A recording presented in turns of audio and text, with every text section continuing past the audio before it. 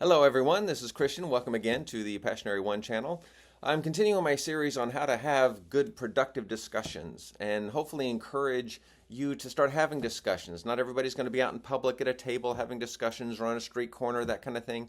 But just even in our normal daily lives with our family, our friends, our coworkers, or even just thinking through things on our own. There's certain pitfalls and things that we can fall into, and I'm hoping to kind of smooth that out for you so that you can feel confident in addressing some of these issues or just having conversations with people without feeling like you have to know everything.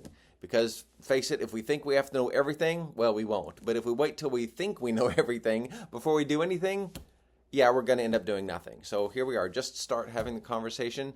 Today I want to talk about pitfalls and personal attacks. How do we navigate that? If somebody calls us a name or something, or somebody just totally misrepresents something and accuses us of this or that or what we're talking about or something like that, how do we avoid getting off track and help keeping the conversation rolling along?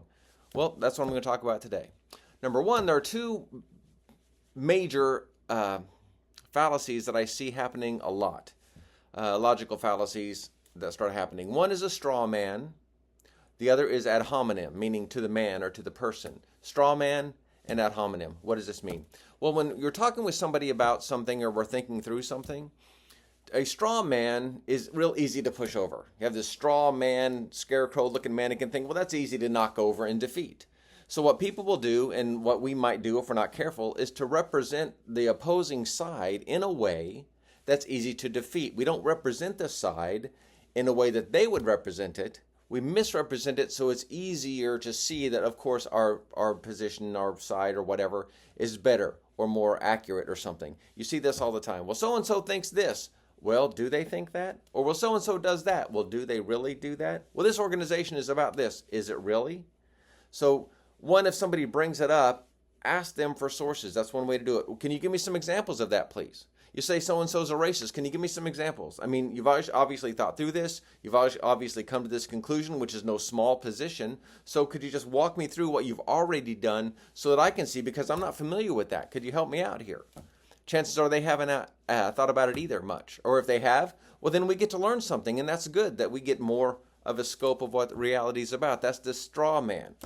The other one is ad hominem, and this one comes out so much more.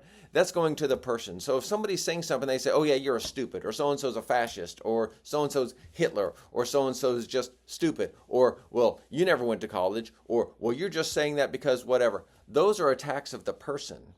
Now, these will come often. Be encouraged. Take a breath, or 10, and realize that if somebody is personally attacking you, that is revealing, whether they realize it or not, it's revealing that they have run to the end of their argument. Otherwise, they'd be presenting logic or facts or examples or something specific. But if they go to an attack, they either haven't thought it through or they're out of arguments, probably both. And you can just ask them, it's like, well, it doesn't really matter who I am or who this person is. I'm talking about this idea or this concept or this reality or these implications that flow from that idea logically. Do you have anything on that? Can we just stay on task here? And you can ask them to stay on task. I've done this before. It's like, I hear what you're saying and we can talk about that, but can we stay on task? Or, well, they're a fascist. Okay, people say that to mean all kinds of things nowadays. Could you tell me what you mean by that? And that way, again, back to my first video, I think, where you're having common terms, you at least understand the terminology of what you're talking about. So then once the definitions, once the concept is clarified, then you can apply that to so-and-so or yourself or to them or whatever. At least you all know what you're talking about. So an ad hominem to the person attack is now about the person, not the truth of the claim. So watch for those and watch yourself for those and be encouraged. Lastly, some pitfalls that just come out generally, I just call it snide, S-N-I-D-E, snide. Don't be snide, and don't let other people be snide. The reason I use that word snide is because it's a neat little acronym for some things that I've noticed over the years. This is how some people will get out of having a conversation. Now, that doesn't mean that they're manipulative or whatever. They might be, but people tend to fall into this, and we need to watch ourselves as well to make sure we don't fall into this of not being snide. What do I mean by that? The S, shift the blame. Oh yeah, well, I may think this, but so-and-so and so-and-so. It's like, okay, well, you're on this position. Well, I think this should be right because, well, this person did bad. Because, like, what did you do? Okay, so they shift the blame for something. Just a little tip here. There's a certain ideology typically on the left that has these three steps, three things that may help you understand. One, people are basically good, meaning they will not do evil things or mean things or manipulative things on their own because they're basically good. All kinds of problems with that. So they're basically good. So then the question comes, well, why do people act out then? Why do people destroy things? And why do people hurt other people and all that kind of stuff? Well, their answer is because they're oppressed. Because there are only two types of people, oppressed and oppressors. And the oppressors are bad and the oppressed are good. The only reason the oppressed are acting out doing bad things is because they're oppressed by a bad oppressor.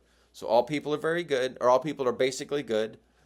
Therefore, if they act out and do things that are not good, that must mean that they're oppressed, which somehow gives justice and righteousness to their bad behavior because somebody else did bad behavior. So who's oppressed and who's oppressor? Well, those people get to decide and draw the lines wherever they want, and they're shifting often. So that might help you understand the whole shift the blame thing. So when you come up about something about political violence, oh yeah, well that's just because, don't let them shift the blame. If the topic is political violence okay? And if so, when? Stay on task. Don't let them get you off task. And if we're thinking about it, we need to stay on task. So that's the S in snide. Number 2, name call. That goes back to the ad hominem. Well, you're a fascist. You're a whatever. You're this. That's a name call. That's not an argument. By the way, volume is not an argument either. People can yell. That doesn't make them right. Volume is not an argument. Claims are not an argument. Go back to my first video about what an argument is. So shift the blame, name call, I in snide. Ignore the facts. If you bring facts to them and they ignore them, you may point them out this look like, I'm offering you facts. What facts do you have? Or why do you not want to accept the facts that are ultimate, that are reality in this situation at this time? So snide, shift the blame, name call, ignore the facts. D, deflect to another topic. Again, like political violence. Oh yeah, well our political system is just so manipulated by, okay, that's a different thing. We need to stay on task. And it's real easy to do.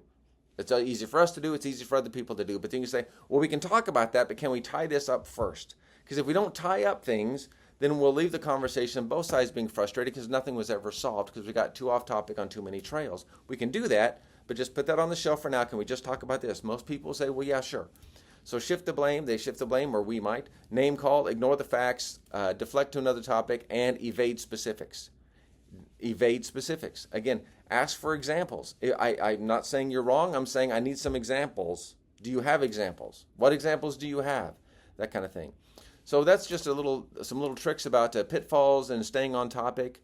The snide, avoiding being snide, will help keep on topic. And then it overlaps a little bit with two of the major logical fallacies that I see happening all the time. Presenting a straw man, which is a wrong representation of a certain position so that it's easy to push over and defeat.